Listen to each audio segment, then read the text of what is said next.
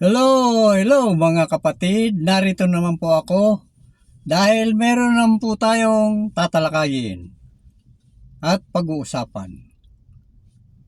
Ngayon po, pag-uusapan natin ito tungkol kay Satanas. Sino ba itong si Satanas? Ayon sa Biblia, si Satanas ay isang anghel, tagalangit din, kasama ng ating Panginoong Diyos. Nilikha niya rin si Satanas o ang anghel na ito.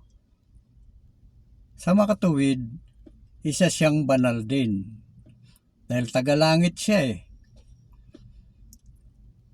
Lahat ng naroon sa langit ay banal kasama nga ng ating Panginoong Diyos doon sa kanyang kaharian.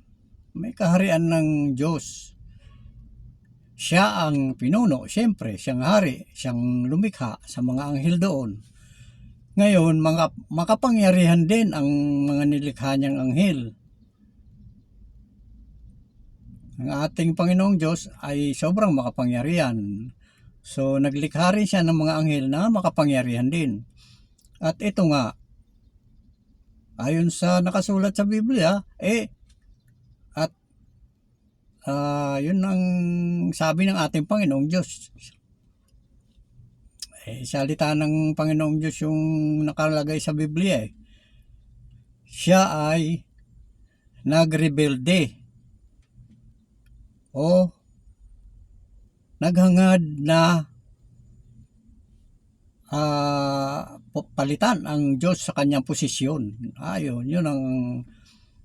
Yun ang kasaysayan diyan sa Biblia na gusto ng ni Satanas na siya ay maging Diyos din.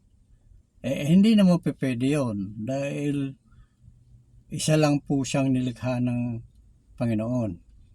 Kaya nung mangyari ang ganyan, hindi na po siya banal. Naging masama siya. Dahil yun nga, hindi na dapat ganyan ang mga banal na nagre-rebelde. Kaya ayan, tinapon siya ng ating Panginoong Diyos. Hindi na siya tagalangit. Hindi ko alam kung taga saan na siya. Basta hindi na siya pwede sa langit. Ang sabi ng ating Panginoong Diyos, magkakaroon siya ng kanyang kaharian. Bibigyan siya ng ating Panginoong Diyos ng kaharian at yan ay ang impyerno. Yun ang pamumunuan niya. Sa darating na panahon, siya ang mamumuno doon dahil makapangyarihan nga rin siya tapos hindi rin siya namamatay dahil siya ay immortal din.